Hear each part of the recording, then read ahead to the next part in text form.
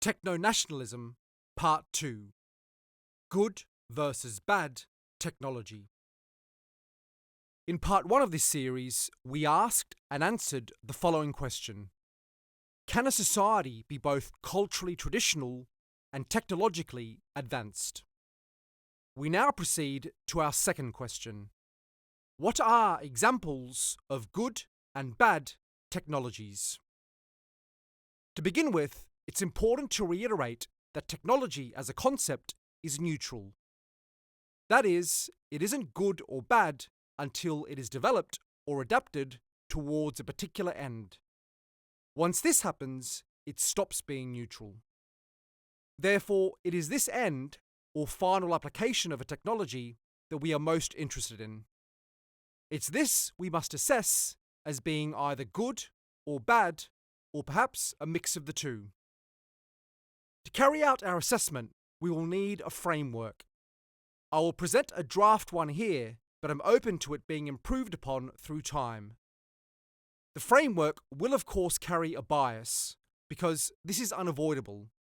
But what matters isn't that there is one, but rather that it is a good one, aka one that's based on the values and outcomes we want the West to embrace and pursue. The framework is as follows. 1. Does the technology solve a problem worth solving? 2. Does it solve it without adversely altering the character, values, and behaviours of a people and nation? 3. If it doesn't, then do the benefits of the technology outweigh the downsides? That's it. Now, you'll notice that we're making explicit value judgments here. We're tying the technology to its impact on people and society. This isn't a libertarian framework where anything goes, where if you think up an idea, you should execute it regardless of how detrimental it might be to society or to individuals, who may willingly, and some might say stupidly, embrace it even if it leads to their own decline, misfortune, or demise.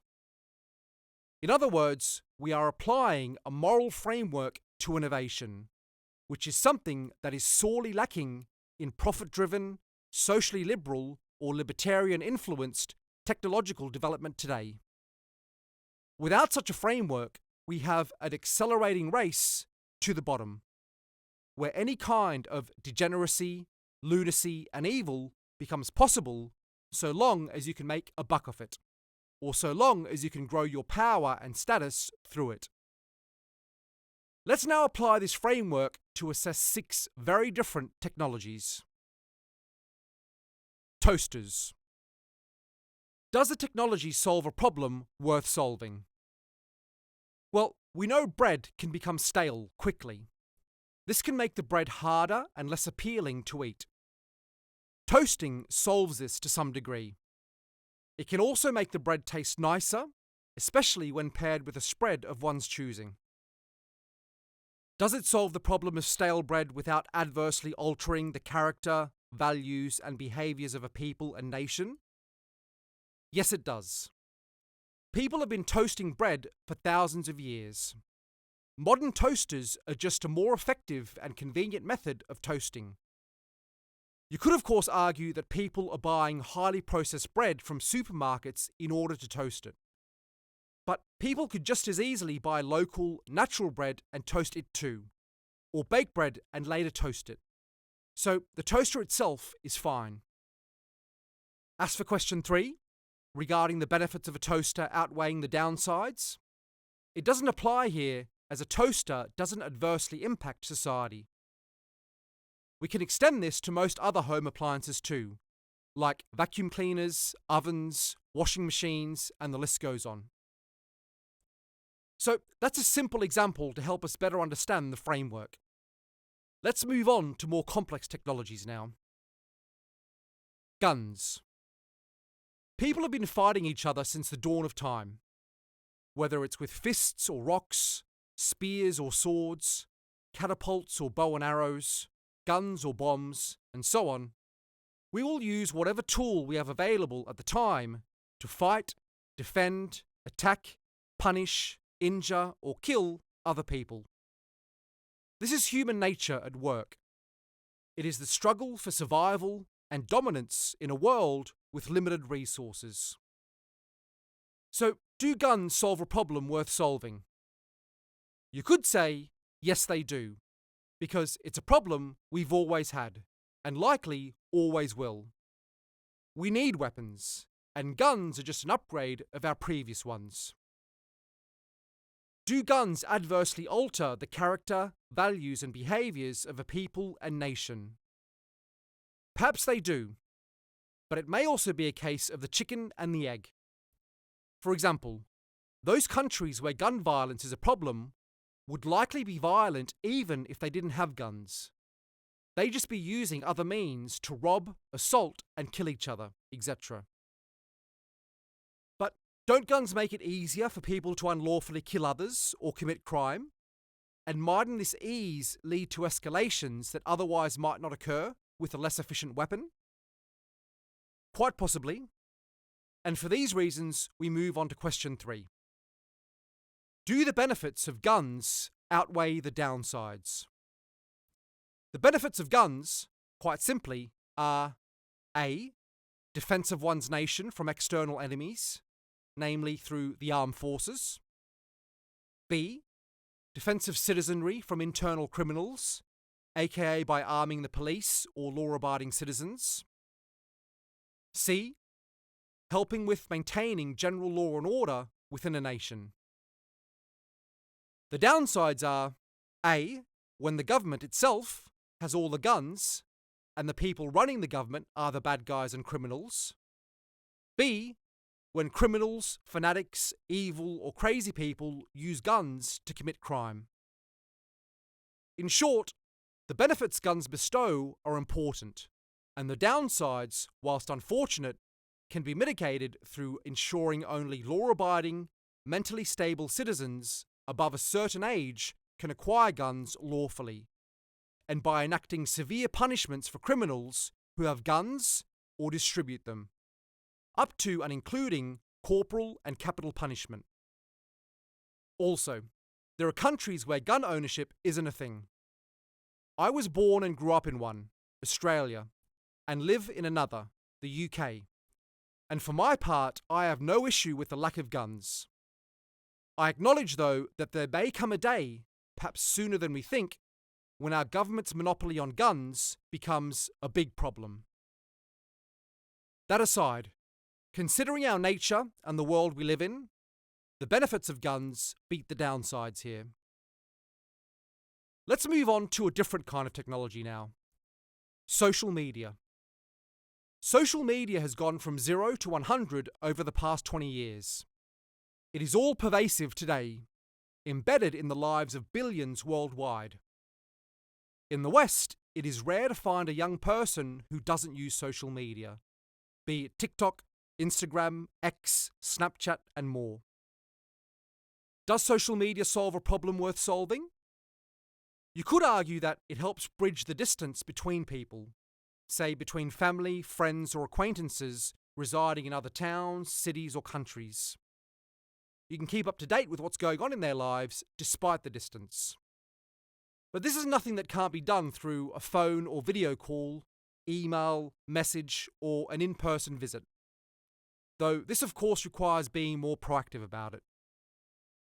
You could state that you get to learn from or be entertained by people you've never met before. They can offer you tips and insights on life, business, health, politics, and more. They can also share interesting stories or challenge or confirm your way of thinking. However, you might achieve the same by reading a book, or attending an event or conference, or a social or community gathering. You could put forth that you get to hear the unfiltered truth about the world and bypass the fake propaganda-riven mainstream media. But you might also argue that this is a means to an end. I.e., on social media, we get to spread ideas that run counter to those propagated by the corrupt establishment, as well as expose their destructive and evil ways. But once they're gone, why allow our enemies the same privileges so that they can disrupt a well-run society? The fact is that humans existed before the last 20 years, and they did fine without social media. As dopamine satisfying as it is then, it's not clear what problem social media is really solving. Though it does generate huge amounts of ad revenue for social media companies, as well as valuable behavioral and psychological data which they can use to keep you hooked on their platforms, thus generating even more ad revenue.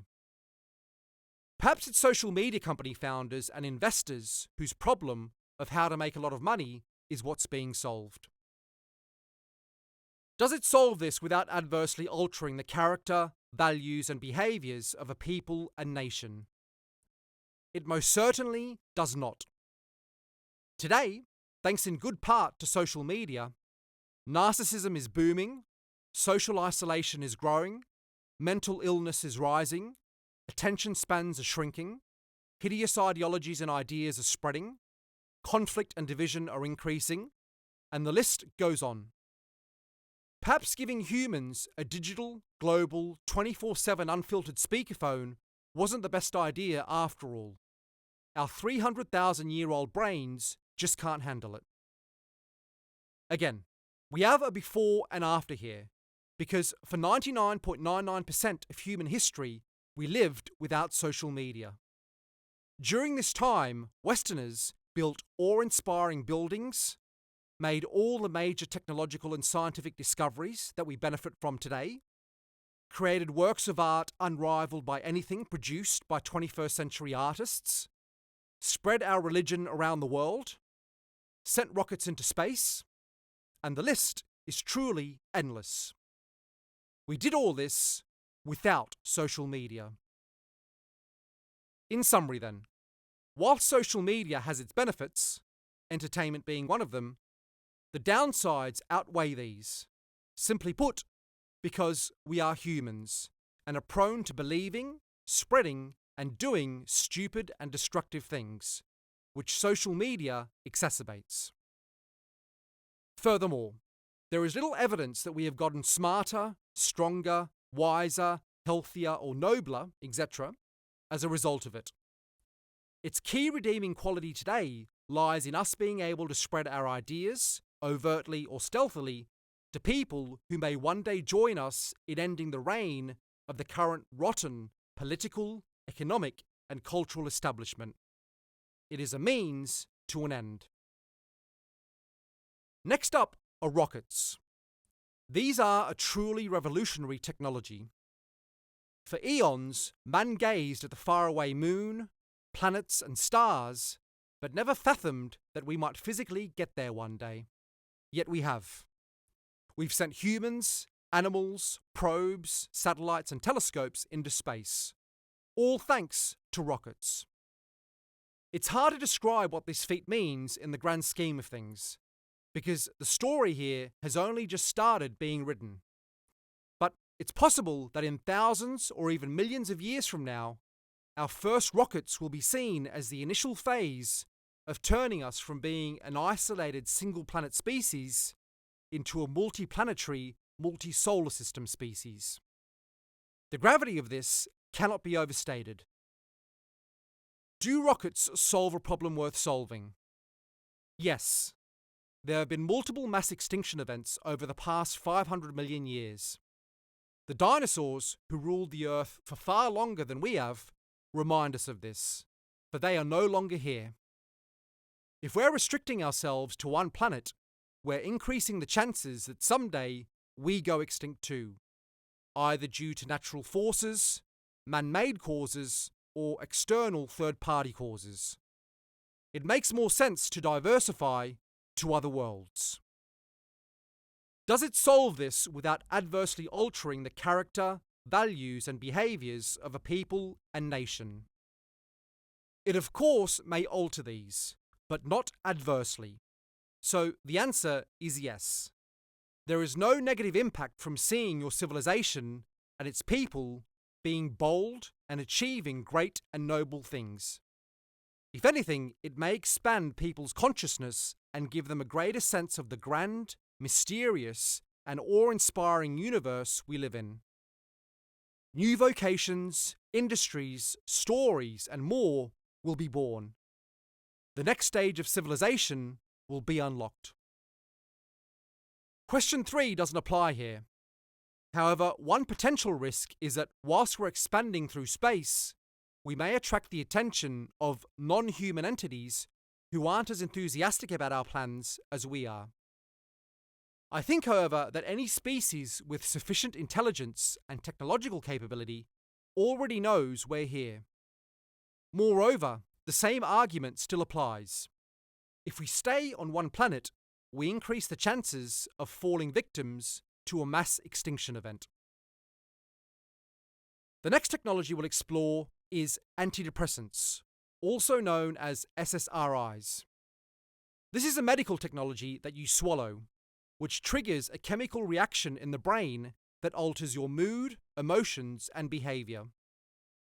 Originally, the pharmaceutical industry showed little interest in developing antidepressants, as their research found the market for them would be too small, numbering in the tens of thousands in the US. However, they later realized that through aggressive marketing and partnerships with healthcare providers, they could turn this into a mass market product, and thus create a lucrative source of high and recurring revenue. They succeeded.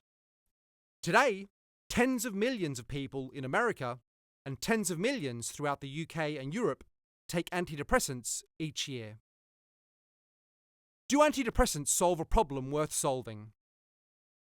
If someone is genuinely depressed, then they'll probably want to resolve it.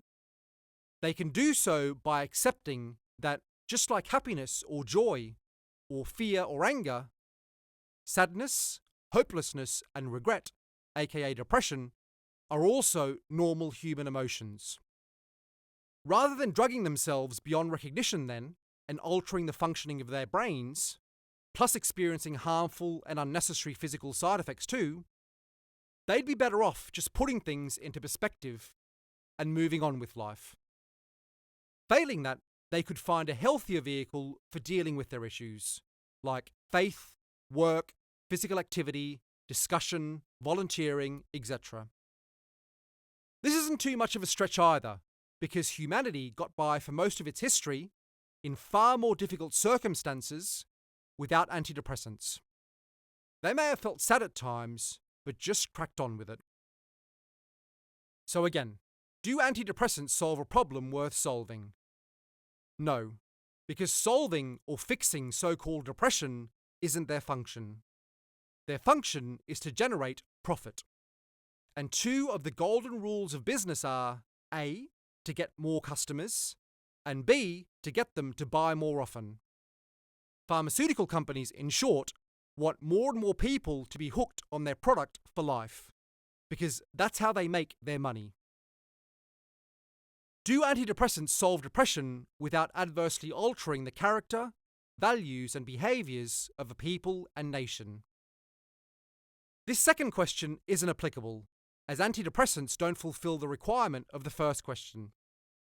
However, it's worth stating that not only do they not solve a problem worth solving, they adversely impact our society by normalizing and promoting mental illness, encouraging emotional weakness and fragility, and by creating drug-addicted half-zombies.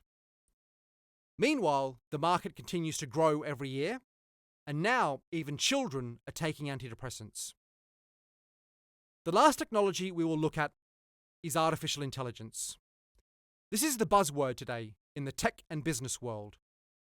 Billions of dollars are being invested in it, and it's predicted that eventually trillions of dollars will be.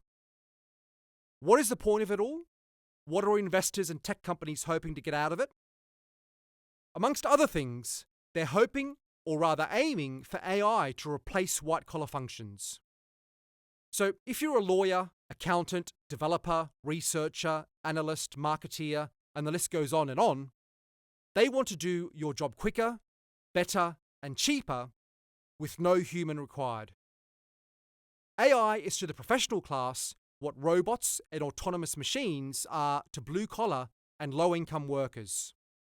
No one will be immune to what's coming. Perhaps some professions will hold out longer, like AI engineers and robotics engineers, but eventually their creations may come to replace them too. Does AI solve a problem worth solving? If you hate or are distrustful of humans, then yes, it will.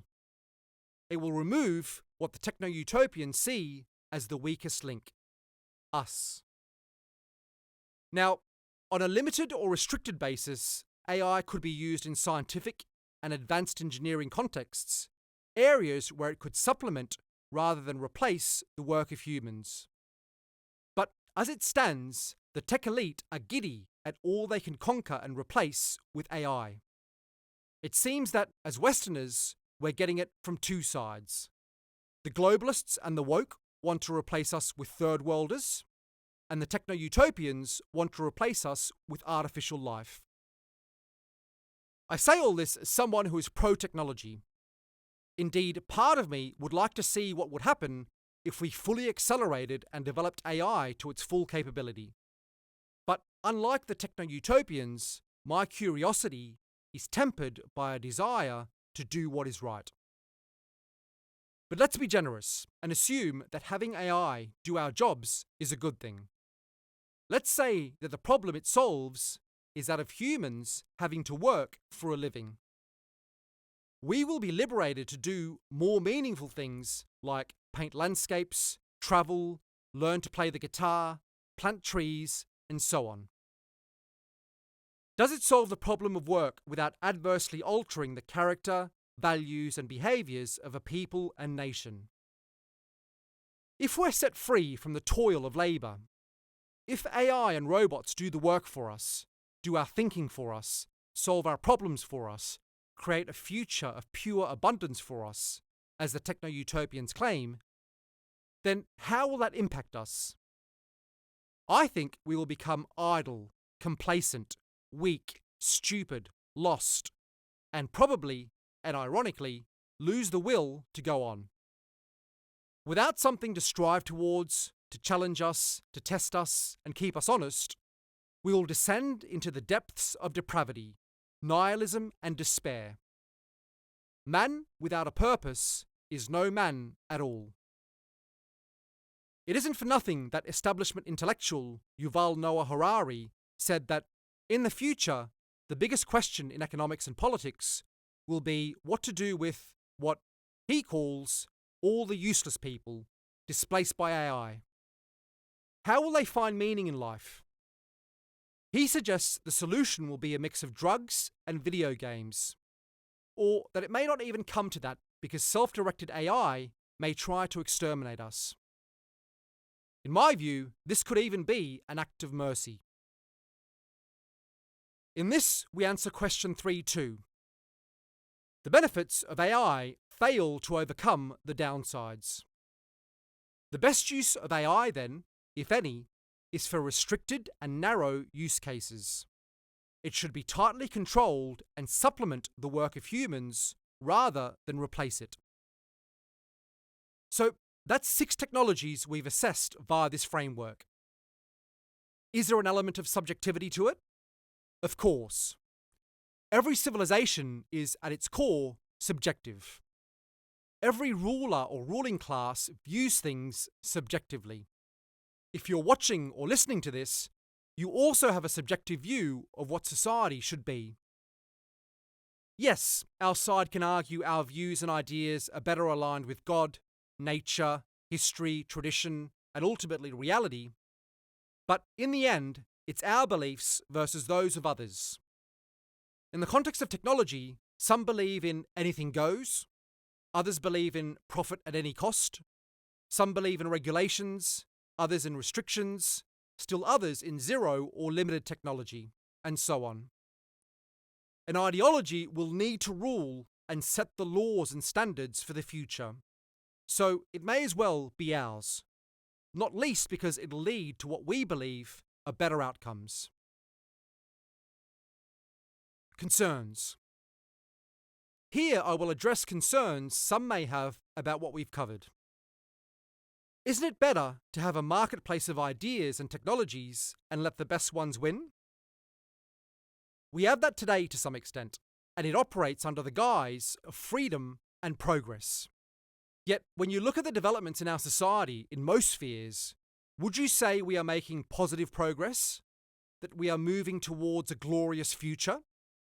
Are the technologies we are developing designed to empower and elevate humans? Or is it the opposite? No one is saying we need to stop producing cars, refrigerators, airplanes, or toasters, but rather that we need to be able to say no to certain technologies, because morally, culturally, and spiritually speaking, they are a net negative.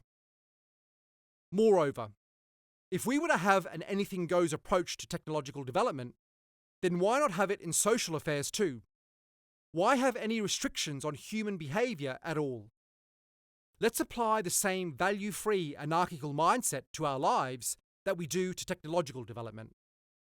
Does that sound wise to you? Or does it sound like a recipe for mayhem and disaster?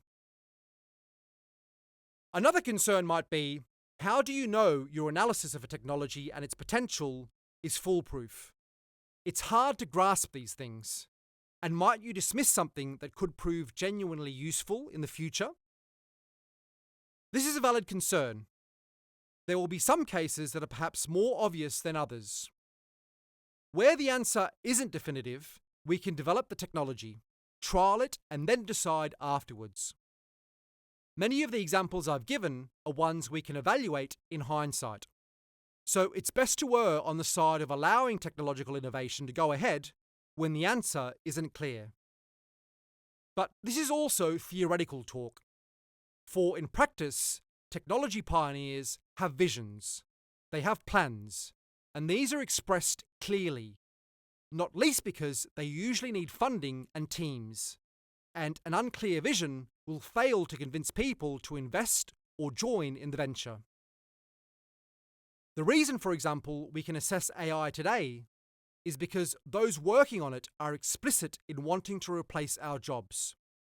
We don't need to imagine it. It's their plan.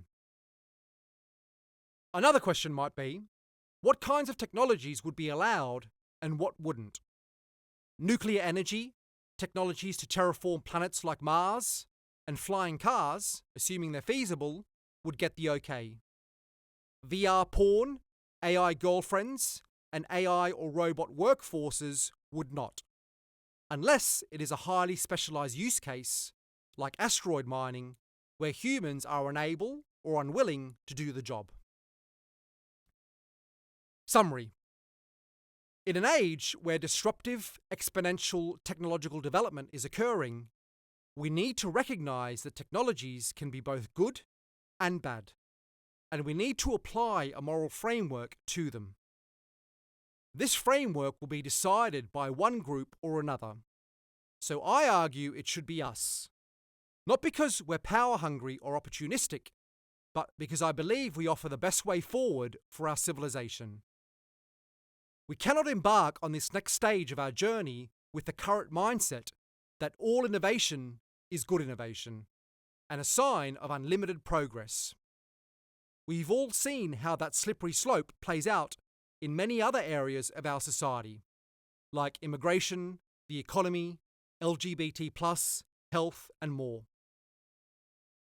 Our technological future can be great if we don't lose sight of what it's all about.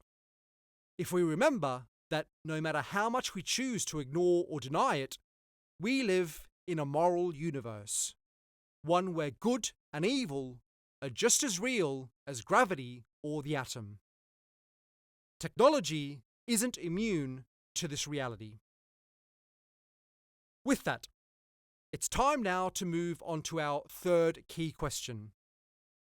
It will address one of the most pernicious forces of all. It isn't a flashy or headline-grabbing one. It's rarely discussed by name in our politics or culture, and it has been diligently plugging away for over a century and shows no signs of stopping. It is the drive for efficiency. And so, in part 3, we will answer the question, to what end greater efficiency?